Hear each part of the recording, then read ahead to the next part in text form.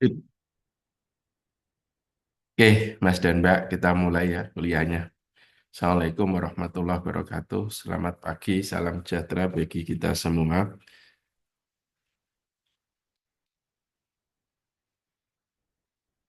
Jadi hari ini saya akan mulai membahas tentang penyiapan original artikel ya. Kemarin saya katakan ada berbagai jenis artikel, salah satunya adalah original artikel. Itu berarti artikel yang berasal dari suatu hasil penelitian kita atau hasil studi lapangan kita ya. Nah, nanti untuk original artikel eh, maka nanti ada beberapa hal yang harus kita siapkan ya, termasuk apa namanya eh, kita harus tahu betul karakteristik jurnal yang akan kita tuju ya terkait dengan cakupan datanya. Kemarin sudah saya sampaikan salah satu sukses publikasi itu bahwa data yang akan kita publish itu harus comparable setara dengan data-data di jurnal yang apa akan kita tuju gitu ya. Maka kita harus pastikan itu dulu. Kemudian nanti cara umum original research article ya. Kemarin sudah saya sampaikan original research article itu bisa dalam bentuk full length research article ataupun short communication.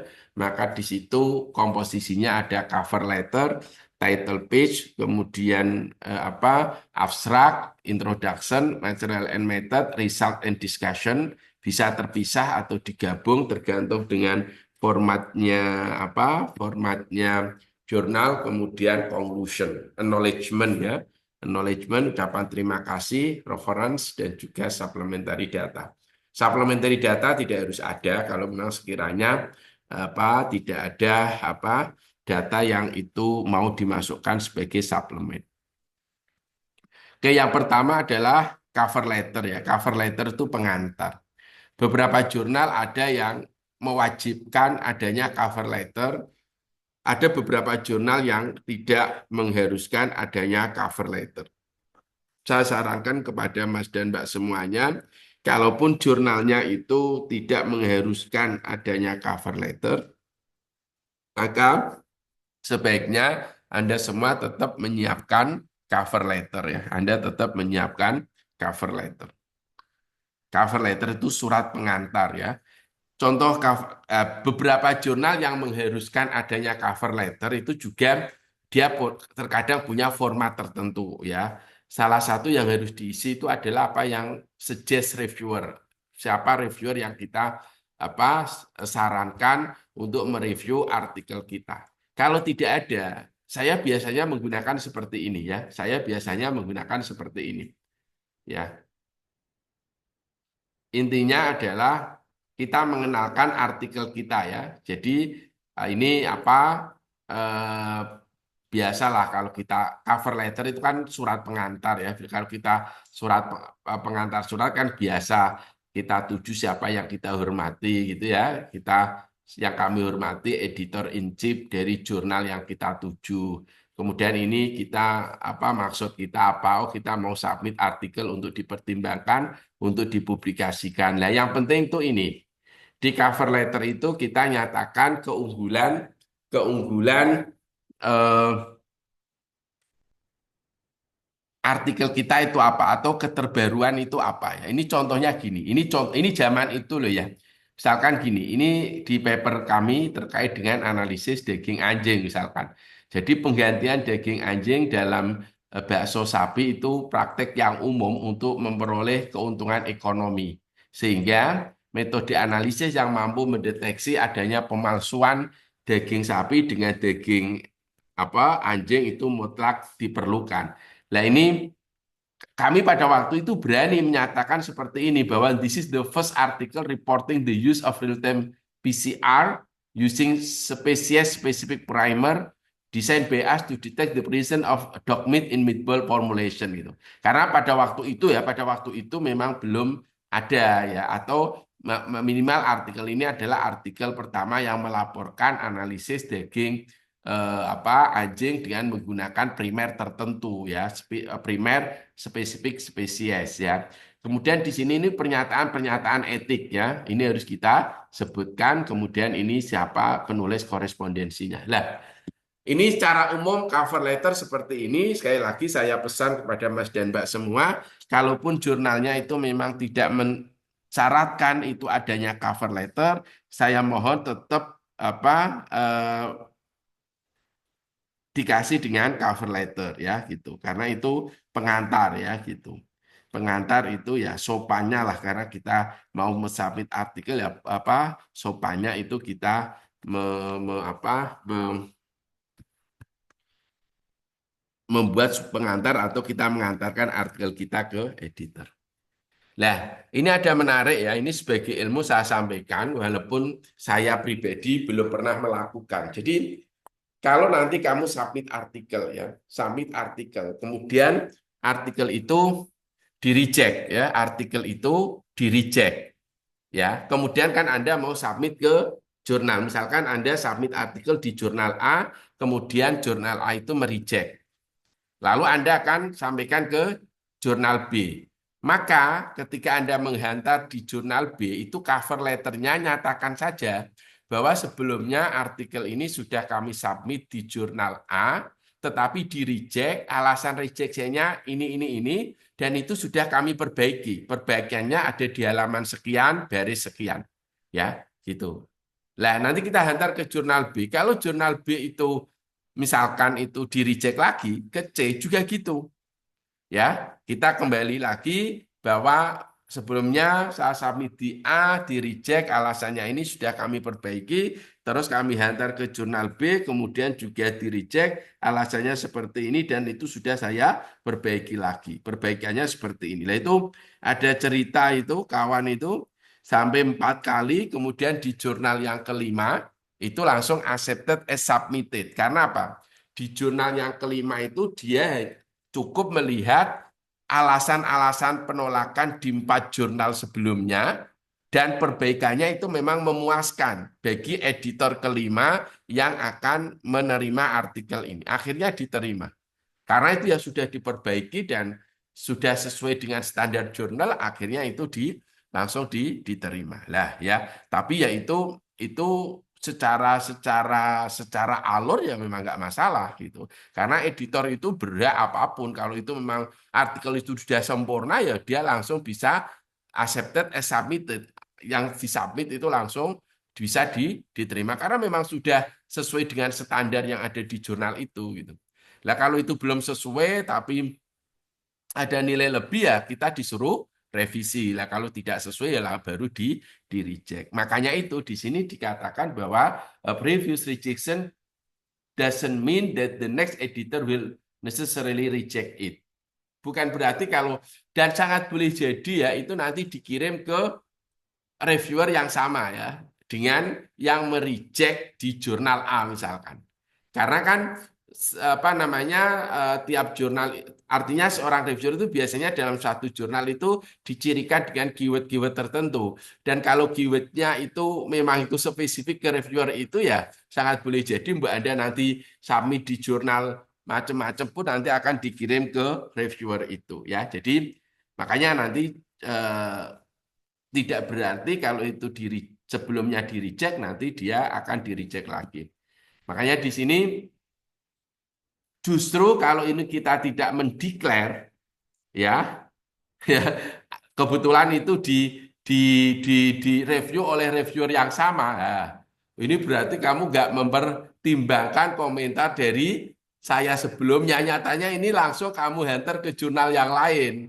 Jurnal yang lain juga diantar ke reviewer yang sama. Loh, wis tak kasih masukan gitu, kok nggak kamu perbaiki ya gitu. Walaupun ini posisinya dia disuruh mereview jurnal yang lain. Nah itu dia bisa nggak nyaman nanti ya reviewer di jurnal yang kedua yang kebetulan itu sama dengan reviewer jurnal pertama. Makanya ada baiknya nanti kalau Mas dan Mbak itu mau submit di jurnal kedua, nanti cover letternya itu nyatakan aja bahwa oke lah kalaupun tidak ya mungkin tetap diperbaiki sesuai dengan saran reviewer. Khawatirnya nanti di jurnal yang B itu nanti akan dikirim ke reviewer yang sama. Kan ini apa namanya Mereka kan anonim, kan dia nggak ngerti. Jurnal pertama itu ngirim ke reviewer siapa kan nggak ngerti, wong jurnalnya sudah beda. Ya.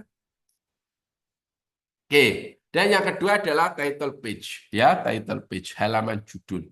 Halaman judul ini yang perlu kita perhatikan adalah judul artikel, ya judul artikel. Jadi title page itu seperti ini. Nah ini namanya title page. Yang harus kita perhatikan adalah judul. Ya, judul ini maka judul suatu artikel, judul artikel itu tidak harus sama dengan tesis atau tidak harus sama dengan judul disertasi. Karena judul itu biasanya ya secara ini walaupun ada ya tipe judul itu ada banyak tapi yang sering dipakai itu dua tipe ini. Yang pertama adalah tipe judul yang bersifat informatif. Maaf, yang pertama bersifat indikatif. Misalkan gini, pengaruh pemberian temulawak terhadap penurunan berat badan. Itu judul itu namanya indikatif, ya. Misalnya ini, the effect of treatment on metabolic acidosis in small ruminants. Ini seperti ini indikatif. Nah, ini judul-judul indikatif itu memang cocok kalau itu digunakan untuk proposal ataupun tesis, ya, atau disertasi. Tetapi kalau untuk paper itu sebaiknya pakai informative title, ya. Misalkan gini, rapid treatment decrease mortality. Kan ini sama. Penggunaan temulawak menurunkan berat badan. Nah, itu apa? Itu menarik dalam artian pesannya itu langsung terkirim ke pembaca.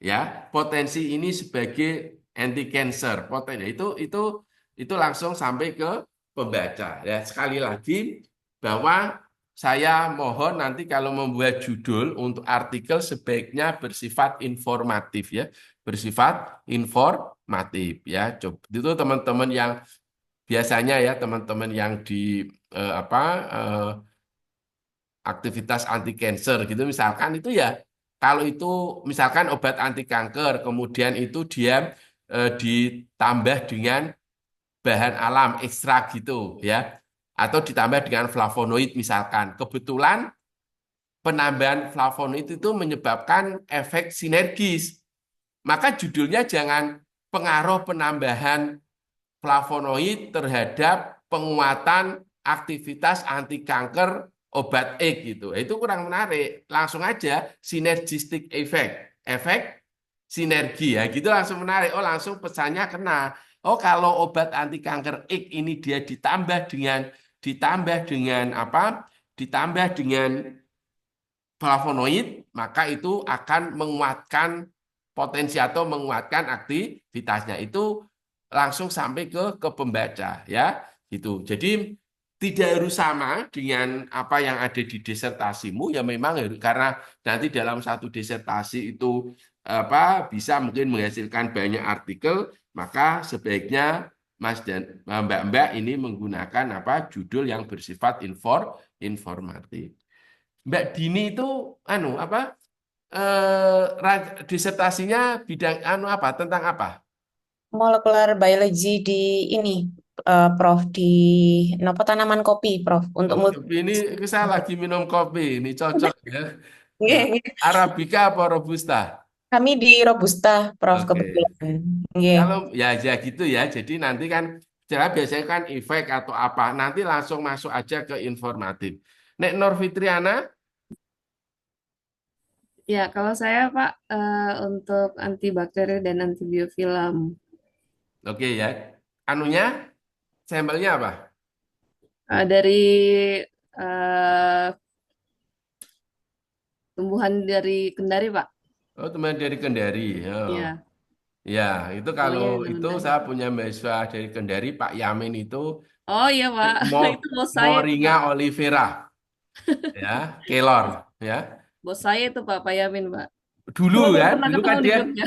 dulu wakil rektor dia itu sekarang kesini, itu bimbingan saya itu, ya apa? Oh iya Pak, iya Pak. Heeh. Kalau Mbak Arum apa Mbak? Tentang apa? Saya tentang kanker, Pak. Ah, Gitu. kanker. Oke, Izin. sama sama siapa akhirnya kamu? Ini dengan Prof. Rika sama Bu Endang, Pak Abdul. Bu Endang Eh, biologi. Mboten Bu Endang Loki Tanding sih karena Oke, oke. metabolimiknya anjir. Oke, ya gitu maksudnya tadi sudah malah cocok saya katakan kanker tadi terkait dengan apa? eh Informatif ya, judul itu bersifat informatif. Oke ya, saya lanjutkan. Lah, maka ini what things should be avoided in the title ya. Pertama, Anda harus menghindari penggunaan singkatan dan simbol di judul ya. Kemudian yang kedua, batasi jumlah kata itu 10 sampai 15. Ya. Jangan masukkan ya ini studi of, analysis of itu kan kesane nambah-nambahin kata kan gitu. Studi on antioksidan activity, study on antibacterial activity itu kan cukup dinyatakan antibacterial activity of gitu loh maksudnya ya. Itu ini kan nampak nambah gitu ya. Maka itu jangan masukkan itu gitu. Kemudian apa hindari penggunaan jargon-jargon yang tidak familiar yang itu tidak digunakan di tag. Kemudian the title should not be misleading. Jangan sampai itu mengacaukan ya judul itu. Oke, ini beberapa hal yang harus kita hindari. Lah dalam judul itu seringkali juga ada running title ya, running title. Tapi ini opsional.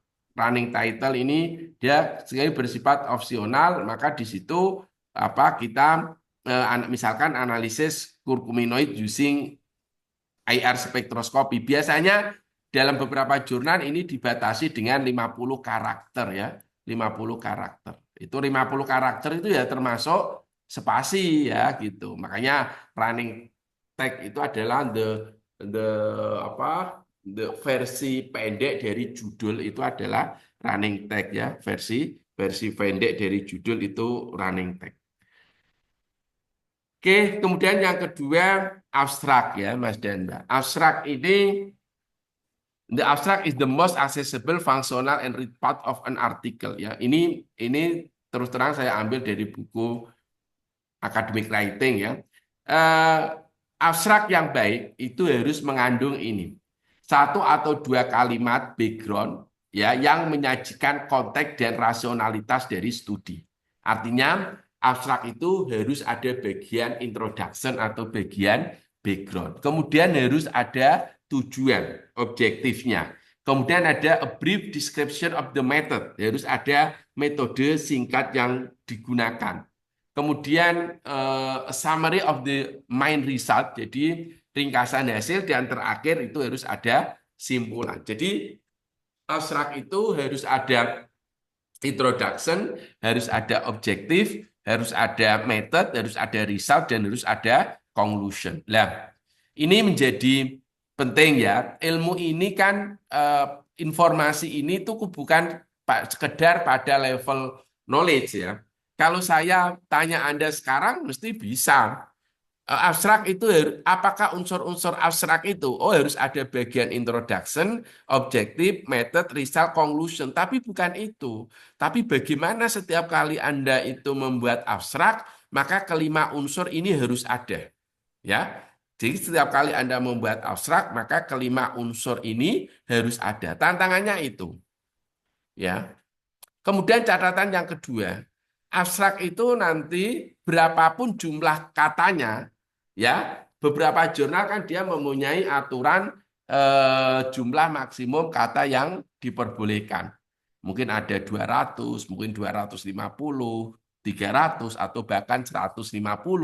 Maka Anda jangan lupakan ini. Ya, berapapun jumlah kata itu Anda kelima unsur ini harus ada. Nomor duanya, kalau saya perhatikan ya, itu harus berimbang antar masing-masing bagian. Jangan sampai bagian introduksinya nanti 10 baris, objektifnya 2 baris, metodenya 2 baris. Lah, ini nggak imbang. Ya, jadi saya mau, nah ini memang tidak, ini rasa ya. Memang abstrak yang baik harus ada unsur ini ya, tetapi ini rasa.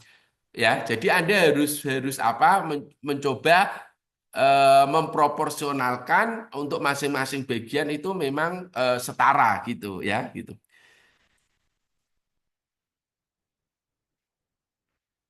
Lah, ada kemarin di Google, jangan sampai Anda nanti dalam abstrak itu ada references, itu harus dihindari ya. Dalam abstrak itu harus dihindari adanya references. Oke, ada dua jenis abstrak ya. Ada dua jenis abstrak. Yang pertama itu adalah abstrak terstruktur dan yang kedua adalah abstrak yang non terstruktur. Jadi ada abstrak terstruktur dan abstrak non terstruktur. Maksudnya terstruktur itu seperti ini. Jadi ada background, jadi ada tulisannya background ya gitu. Kalau dilihat dulu di paper kami lah ya ini. Nah, ini di sini ada tulisan introduction, objektif. Nah, ini nyata-nyata ini berarti abstrak seperti ini itu namanya abstrak terstruktur karena strukturnya sudah ditentukan. Konyol Anda kalau Anda di situ sudah Anda harus ngisi introduction tetapi enggak Anda isi ya gitu. Ini namanya abstrak terstruktur. Jadi di sini sudah ada background, aims atau objektif, method, result, and conclusion. Nah, ini keuntungan dari abstrak terstruktur itu mengandung lebih informasi, kemudian lebih mudah dibaca, lebih mudah dicari bagian-bagiannya. Saya jujur saja, kalau saya mereview paper gitu, bagian abstrak, ini mesti saya lihat apakah kelima bagian itu ada atau tidak. Jadi persis seperti apa yang saya sampaikan ini. Ya, kecuali di jurnalnya itu memang formatnya misalkan meniadakan introduction. Kan ada beberapa jurnal yang pakai terstruktur langsung aims. Method, result, conclusion. Berarti dia tidak pakai intro. Lah kalau formatnya jurnal seperti ini, ya Anda nggak boleh menyalahkan ya. Ya, artinya Anda nggak boleh komentar. Tolong ini dikasih bagian introduction. Lah wong jurnal aturan yang membuat aturan jurnal itu nggak ada introduction kok kita sebagai reviewer menyarankan itu ya nggak pas gitu ya. Gitu. Kemudian memudahkan reviewer untuk mereviewnya. Ya, ini enak. Artinya kalau itu sudah terstruktur itu nggak mungkin kita reviewer, oh ini abstrakmu kurang bagian ini tidak. Ya, kenapa? Karena ini sudah terstruktur yang itu akan memudahkan bagi reviewer untuk mereviewnya. Kemudian nyaman baik bagi penulis maupun pembaca. Ya, penulis nyaman karena sudah diarahkan. Makanya mungkin kalau Anda Kak Prodi atau apa kalau menyusun petunjuk skripsi sebaiknya untuk abstrak mengikuti pola terstruktur saja karena itu di situ ada pembelajaran. Saya nanti tertanam kepada mahasiswa sejak S1, oh kalau nulis abstrak itu berarti sebaiknya ada introduction, ada objektif, ada method, ada result dan ada conclusion ya gitu. Ini kalau di paper seperti ini. Nah, ini Mbak, isinya itu sama dengan ini. Ini tidak terstruktur. Ya, isinya itu sama dengan ini. Ya, mulai dari in 1997 sampai structure abstract tulisannya. Adopting structure abstract. Ini sama di sini. Nah, ini. Ya. Cuma di sini tidak ada tulisan introduction, objective, method, result, and conclusion ya, gitu. Sehingga ini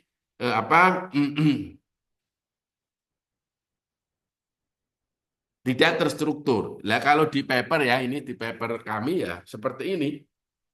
Ya, tidak ada tulisan introduction, objective, method, result, conclusion. Sehingga kesimpulannya apa? Apapun jenis abstrak kita, apakah itu terstruktur atau tidak terstruktur, maka abstrak sebaiknya ada bagian introduction, ada bagian objektif, ada bagian method, ada bagian result, dan ada bagian conclusion. Ya, oke. Sekarang remember that the title, abstract, and cover letter, these are the first thing that editor, reviewer, and reader see. Jadi kalau wajah kita itu ini, maka wajah paper itu 3. Ya, sesuatu yang pertama kali dilihat kalau kita mau melihat orang itu kan tentunya pertama kali kan wajah bukan tangan kan gitu. Nah, wajahnya paper itu 3. Apa? Cover letter, title, dan abstrak gitu. Kenapa ini penting? Karena cover letter kan tadi mengantarkan artikel kita dan di situ kita menginformasikan urgensi atau temuan penting dari apa yang kita tulis. Kemudian itu abstrak, itu jelas ya, itu merangkum apa yang ada di artikel kita. Kemudian judul itu seringkali judul kan harus apa akurat, informatif, itu sebagai petunjuk awal artikel kita itu akan cerita tentang apa. Makanya wajah paper itu 3, judul, abstrak, dan cover letter. Kemudian keyword, Mas dan Mbak. Ini juga penting ya, keyword itu. Urgensi keyword dalam artikel ilmiah itu adalah terkait dengan sitasi ya, terkait dengan apa? Sitasi. Biasanya kan di bawah apa? Di bawah abstrak kan ada keyword. Nah, makanya ini dari buku Academic Writing ada tulisan gini, pemilihan kata kunci dilakukan dengan menggunakan kata-kata yang berbeda dari kata-kata yang terdapat dalam judul. Karena kata kunci itu mengarahkan lembaga pengindeks dan penerbit untuk menggunakannya dalam mesin pencarian. Sini tak jelaskan. Jadi, kata-kata yang digunakan oleh berbagai database seperti Scopus, kemudian Google Scholar, itu adalah kata-kata yang ada di judul dan kata-kata yang ada di keyword. Ya, sehingga sebelumnya di situ gini, kita mulai starting from the end. Kalau kita punya artikel, tentunya kan kita ingin artikel kita itu disitasi, berarti dibaca, dimanfaatkan orang sebanyak-banyaknya. Tapi apa namanya? Mana mungkin artikelmu itu akan disitasi orang lain kalau artikel itu tidak dibaca oleh orang lain. Nah, mana mungkin artikelmu itu dibaca kalau artikelmu itu tidak ditemukan oleh orang lain. Sehingga tahap pertama supaya artikelmu itu disitasi, maka artikel itu harus ditemukan oleh orang lain. Nah, supaya itu ditemukan oleh orang lain, maka sebaiknya Anda menggunakan kesempatan supaya artikelmu itu ditemukan. Caranya gimana? Gunakan kata kunci yang berbeda dengan kata-kata yang ada di judul. Karena yang digunakan untuk mesin pencarian database itu dari judul dan dari kata kunci. Misalkan gini, kalau judulmu itu A, B, C, D, E, maka kata kuncimu sebaiknya adalah F, G, H, I, J. Nah, gitu. Sehingga kalau ada orang itu mencari artikel dengan menggunakan kata kunci A, B, C, D, E, artikelmu ditemukan. F, G, H, I, oh ditemukan. D, E, F, G, H, ditemukan. Tetapi kalau artikelmu itu menggunakan kata kunci yang sama dengan yang ada di judul, berarti kan kalau judulnya itu ada A, B, C, D, E, kata kuncinya juga ada A, B, C, D, E. Berarti apa? Artikelmu hanya ditemukan kalau ada orang mencari dengan kata kunci A, B, C, D, E. Jelas ya? Itu. Semoga jelas. Jadi sekali lagi, apa kata kunci itu menggunakan kata-kata yang itu berbeda dengan kata-kata yang ada di judul. Supaya apa? Kemungkinan ditemukan oleh orang lain itu menjadi tinggi ya, gitu ya. Oke, ini contohnya ya, saya kasih contoh. Ini tapi gini ya, pengalaman, walaupun kita sudah tahu informasi ini, tapi nanti kalau begitu sudah fokus di artikel, hal-hal seperti ini biasanya lupa.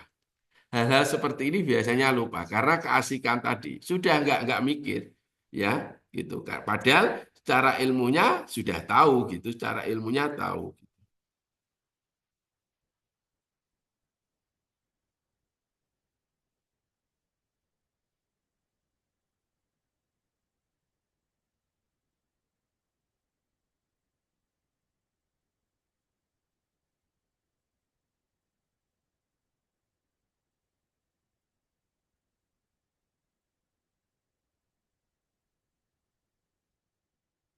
Oke.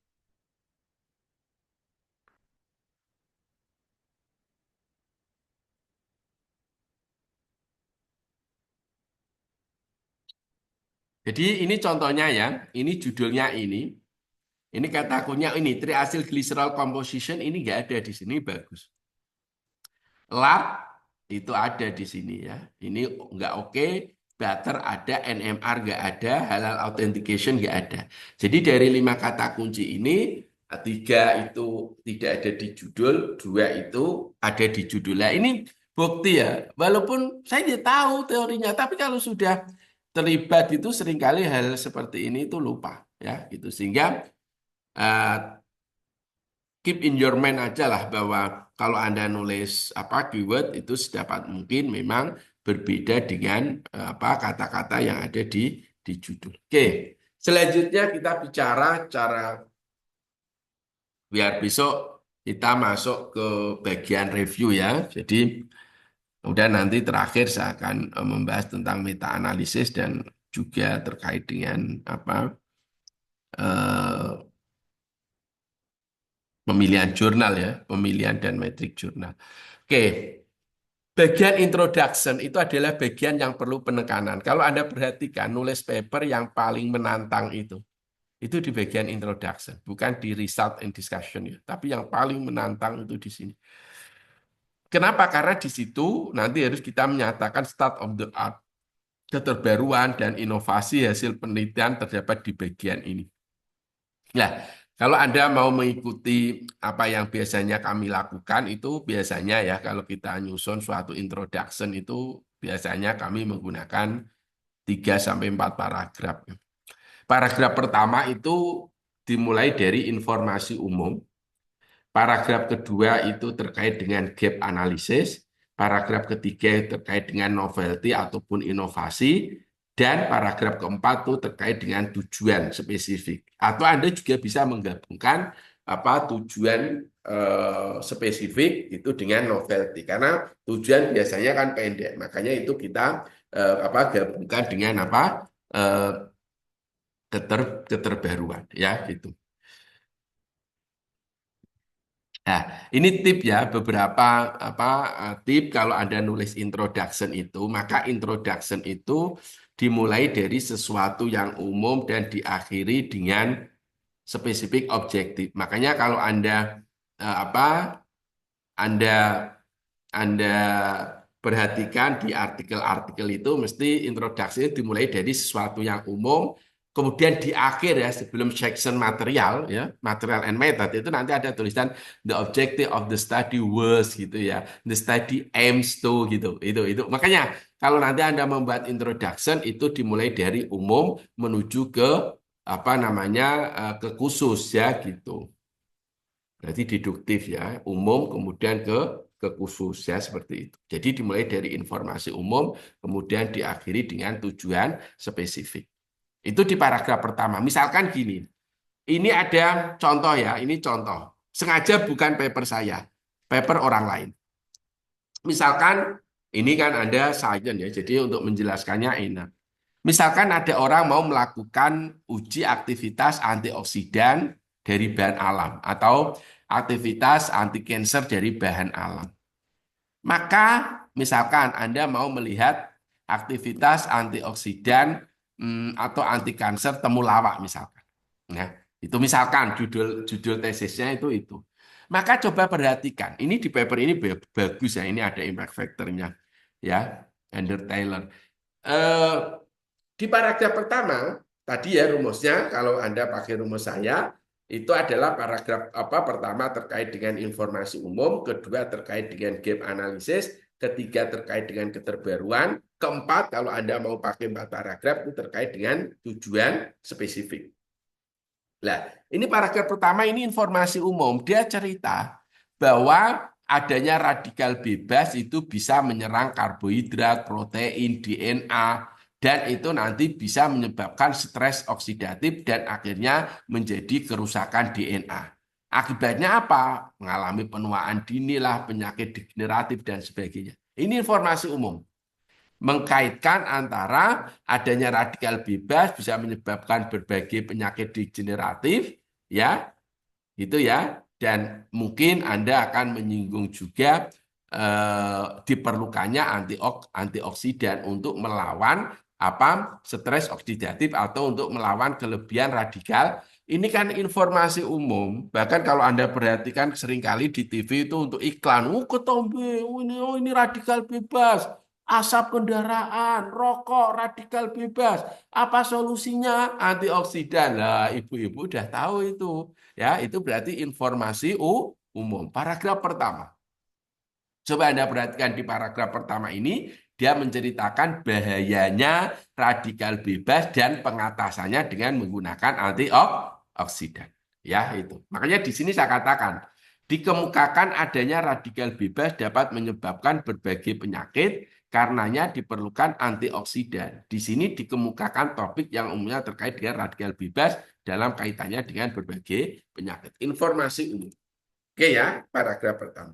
Paragraf kedua itu terkait dengan gap analysis. Saya jelaskan gap analysis itu apa. Gini, gap analysis itu kalau dibahasakan Indonesia adalah analisis kesenjangan.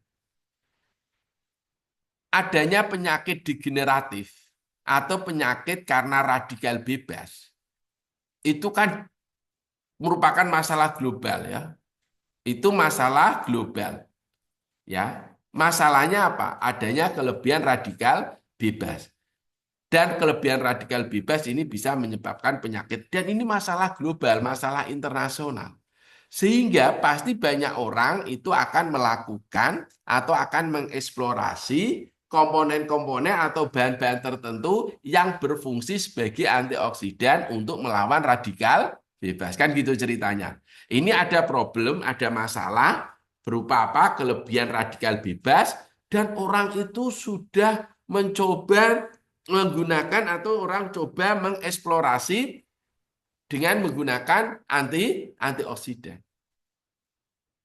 Tetapi kebanyakan yang digunakan oleh orang itu adalah antioksidan sintetik. Paham ya?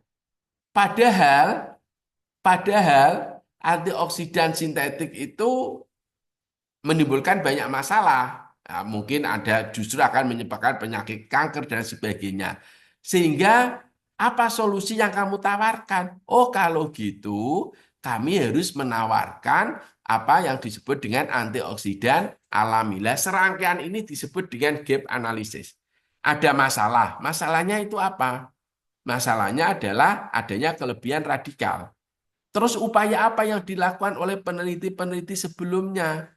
Upaya dilakukan peneliti sebelumnya adalah dengan menggunakan antioksidan sintetik. Ini antioksidan sintetik.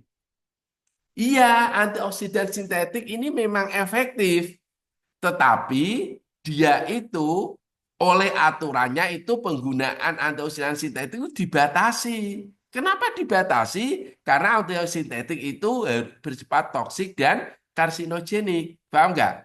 Berarti kan masih menyisakan masalah. Lalu solusimu itu apa? Solusi yang kami tawarkan adalah penggunaan antioksidan alami. Nah, rangkaian seperti ini disebut dengan gap analisis. Karenanya beberapa orang kalau Anda membuat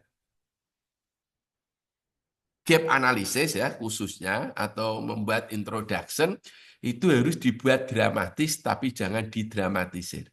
Ini kan dramatis. Dramatisnya apa? Oh, kalau saya menggunakan antioksidan sintetik itu nanti berpotensi toksik dan juga karsinogenik. Itu kan dramatis. Tapi jangan didramatisir. Buktinya bahwa ini tidak didramatisir, yang dramatis tadi dia itu menyebabkan toksik, menyebabkan karsinogenik itu tidak didramatisir. Buktinya apa? Di sini dilengkapi dengan referensi yang akurat, itu loh. Jadi kalau menulis introduction dibuat dramatis tapi jangan didramatisir. Nah, satu-satunya cara untuk tidak mendramatisir gap analysis adalah dengan melengkapinya dengan referensi yang relevan. Jelas ya? Oke. Oke.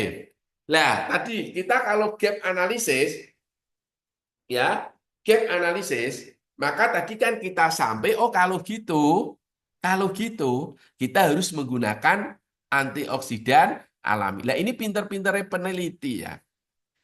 Makanya kalau Anda nulis gap analysis itu harus mendowngrade apa yang dilakukan peneliti sebelumnya dan kita mengupgrade apa yang kita lakukan. Mendowngrade itu bukan menyalahkan loh ya. Mendowngrade itu bukan menyalahkan. Misalkan kan gini, kalau Anda perhatikan, antioksidan sintetik itu ketat karena dia diduga menyebabkan toksik dan karsino. Ini kan mendowngrade. Ya, tapi kan nggak menyalahkan karena memang studinya menyatakan bahwa antioksidan sintetik bisa menyebabkan toksik dan karsinogenik, paham ya?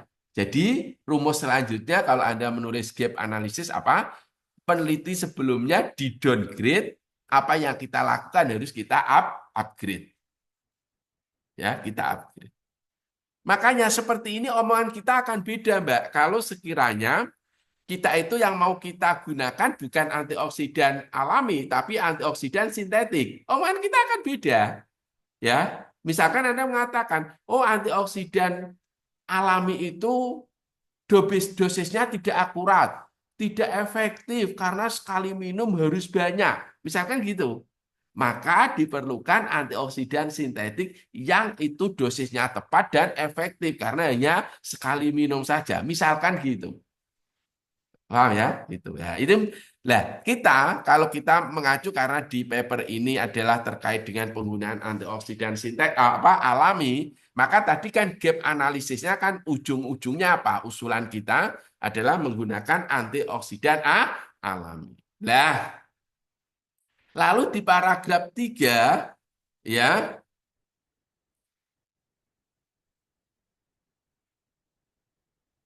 di paragraf 3 itu kita lakukan novelty. Tadi kan akhir dari paragraf 2 itu apa? Nah ini di sini sudah saya tulis. Di paragraf kedua dikemukakan adanya gap atau jurang pemisah antara antioksidan sintetik yang mempunyai aktivitas yang efektif tapi di sisi lain bisa membahayakan tubuh. Maka solusinya adalah dengan apa? Diperlukan antioksidan alami. Berarti kan solusinya adalah menggunakan antioksidan alami. Lah problemnya, apakah solusi yang kamu tawarkan itu novel? Gitu loh, baru. Kan gitu. Ya, maka di paragraf kita nomor 3 kita harus mengecek keterbaruan. Lah kebetulan di riset ini ya, kan dia menggunakan tanaman Dilenia indica. Saya terus terang nggak tahu nama lokalnya Dilenia indica itu apa. Tapi juga nggak penting untuk materi untuk kuliah ini. Yang penting tanamannya adalah Dilenia indica dan bagaimana kita mengungkapkan keterbaruan kok sampai pada akhirnya melakukan eksplorasi kulit batang ya from bark of Dilenia indica kan gitu kalau ilmu penulisan artikel kan gitu. Kok bagaimana mengungkapkannya, bagaimana mengungkapkan keterbaruan sehingga peneliti ini dia melakukan penelitian terkait dengan kulit batang Dilenia indica ya gitu. Maka di paragraf 3 itu adalah novelty. Dia cerita Dilenia adalah bla bla bla bla. Terus dia cerita Mas dan Mbak.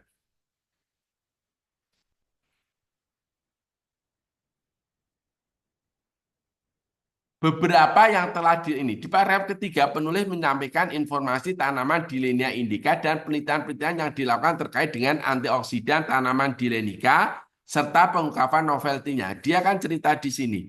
The fruit are rich in nutrient are processed to commercial products, bla bla bla. Baru-baru ini Abdullah telah melaporkan aktivitas antioksidan dari ekstrak dari buah, gitu loh. Buahnya sudah, tetapi untuk kulit batangnya belum pernah dilaporkan. Kan gitu ya kan karena bagian tanaman karena dia ingin mengungkapkan keterbaruan dari kulit batang Dilenia indica, maka dia mengatakan penelitian sebelumnya dia menyatakan bahwa untuk buahnya sudah pernah dilakukan, mungkin nanti daunnya, mungkin ini dan itu. Tetapi untuk kulit batang belum pernah dilaporkan. Atau kalau Anda mau menggunakan bahasa yang lebih aman, tetapi studi tentang aktivitas antioksidan kulit batang masih terbatas, is very limited. Misalkan itu lebih aman gitu, ya itu lebih aman. Kalau nanti Anda ngeklaim belum pernah ada, nanti tiba-tiba ada kan kita Kalau kebetulan itu lewat dari pencarian kita, nanti kan kita nggak enak ya. Mungkin tapi kalau kata-kata kita is very limited itu kalau seperti ini kan terlalu berani ya. Saya juga sering menggunakan there is no report. Tidak ada laporan. Belum ada laporan terkait bla bla bla bla. Nah, ini menunjukkan kalau ini yang saya buleti ini adalah pernyataan keterbaruan dari studi ini bahwa memang belum pernah ada terkait dengan there is no report revealing the antioxidant activity of the extract from the back of Gilenia indica. Kalau dari buahnya sudah ada.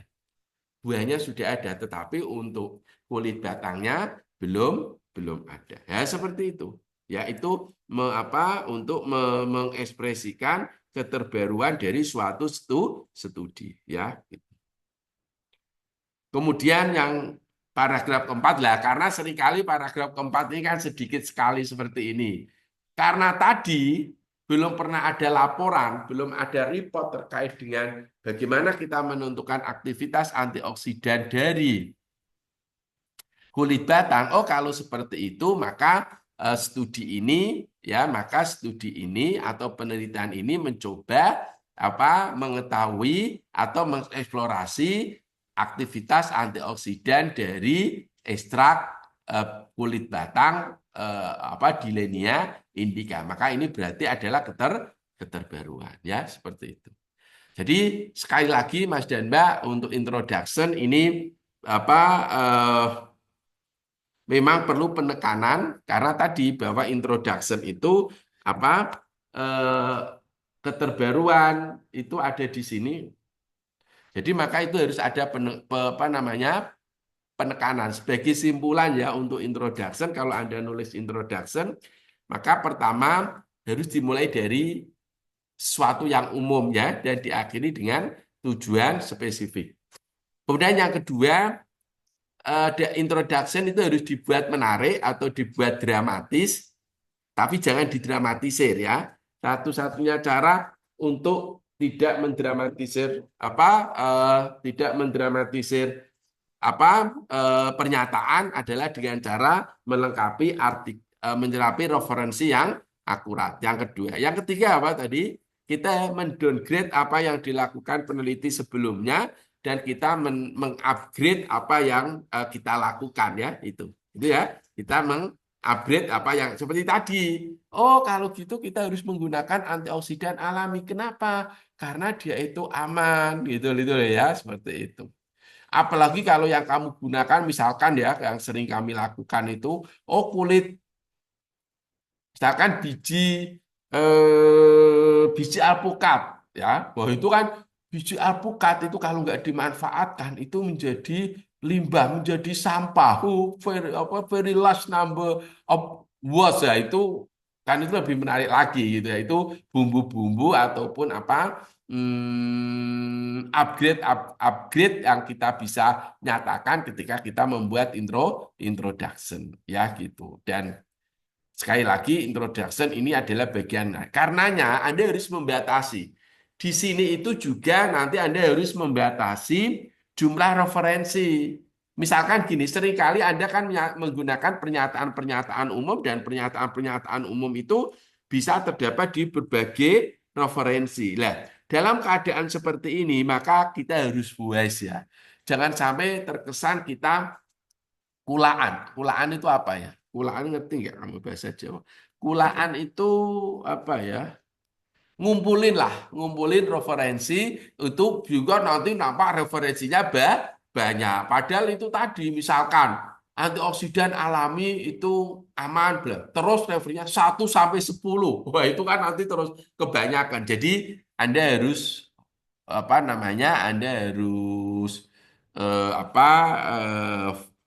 wise ya supaya jangan terlalu banyak. Makanya biasanya ya total referensi dalam original artikel 20 sampai 40 it's okay lah ya. Gitu.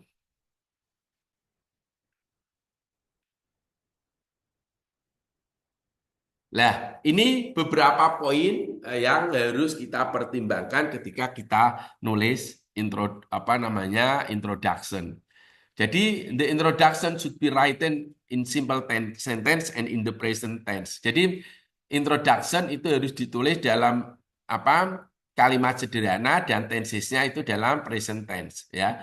Kalau hasil itu biasanya kan past tense ya, tapi kalau ini introduction itu present tense.